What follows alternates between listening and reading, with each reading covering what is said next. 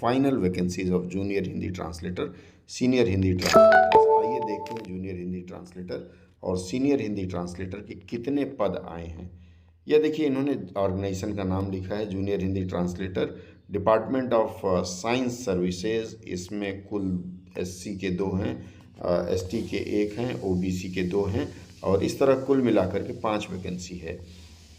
Subordinate offices अर्थात electronic and information department में 4 है। इसी तरह से हेल्थ एंड फैमिली वेलफेयर में 2 है, CAG में 24 है, CBDT में 37 है, सेंट्रल एडमिनिस्ट्रेटिव ट्रिब्यूनल में 1 है, central board of indirect tax अभी तक 102, इसमें अधिक पद हैं। Junior translator group B non gazetted ये है, कंज्यूमर अफेयर्स में 2 है, उसके बाद फूड एंड पब्लिक डिस्ट्रीब्यूशन में 1 है, MOD नेवी में 1 है, उसके बाद इंडियन कोस्ट गार्ड में 4 है, मिनिस्ट्री ऑफ डिफेंस में 1 है, मिनिस्ट्री ऑफ जल शक्ति में 3 है। पिछले वर्ष भी ये वैकेंसी आई थी, पता नहीं भरी या नहीं भरी। मिनिस्ट्री ऑफ माइंस में 2 हैं, 2 लोग छोड़ के चले गए हैं, उनकी भर्ती है।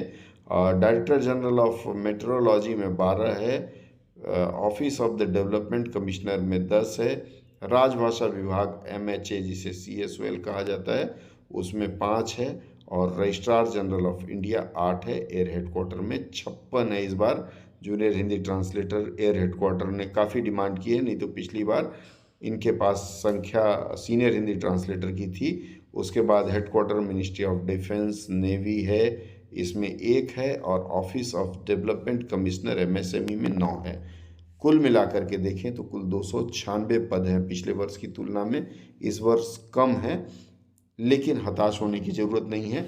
अब इसमें जो मित्र चाहते हैं कि उनको उनके इच्छित स्थान अर्थात गृहनगर में स्थानांतरण मिले, ऐसे मित्रों को मैं सलाह दूंगा, विशेषकर दिल्ली क्षेत्र में जो लोग रहना चाहते हैं। बाकी क्षेत्रों की भर्तियां कम होती है या उसमें स्थान कम होता है। दिल्ली क्षेत्र के आसपास जो लोग रहना चाहते हैं ऐसे लोग मिनिस्ट्री प्रेफर करें। एयर हेडक्वार्टर अगर आप भरते हैं तो भारतीय वायुसेना में जहाँ जहाँ भारतीय वायुसेना के केंद्र हैं वहाँ आपका स्थानांतरण मिल सकता है। CAG में अधिक पद हैं, CAG भी अखिल भारतीय स्तर का है, हो सकता है आपके आसपास का कोई पद खाली हो तो मिल जाएगा। CAG में हर 7 साल में या फिर 5 साल में स्थानांतरण होता है, इस बात का ध्यान रखें। CBDT अगर आप भरें तो वह विभाग अच्छा है और उसमें प्रमोशन की संभावनाएं अधिक हैं, तो प्रमोशन की संभावना देखते हुए आप किसी विभाग में भरें। कलकत्ता, वाराणसी, लखनऊ ये 3 ऐसे शहर हैं जहां अभ्यर्थी बहुत ज़्यादा चाहते हैं, लेकिन यहाँ भी मुझे लगता है वैकेंसीज कम ही रहेंगी।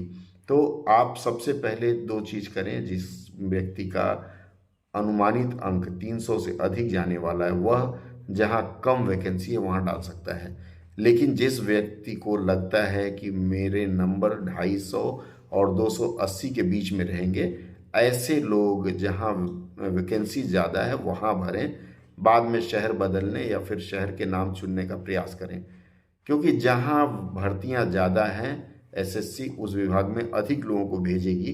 तो यदि आपका कम नंबर है और प्रेफरेंस में आपने उसे दूसरे या तीसरे तक दिया है तो आपका उसमें हो जाएगा, और पूर्णतः आश्वस्त हैं कि 300, 350, 450 नंबर जाएगा, तब तो जहां एक वैकेंसी है वह भी डाल सकते हैं।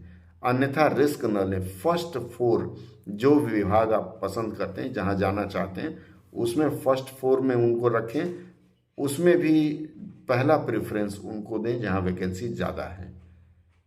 अगर मेरी यह बात ध्यान रख करके आप करते हैं तो हो सकता है कि आपको विभाग मिलने में या मेरिट में आने में असुविधा ना हो। ढेरों शुभकामना। भरने के बाद अवश्य बताइएगा कि आपने क्या क्या किया।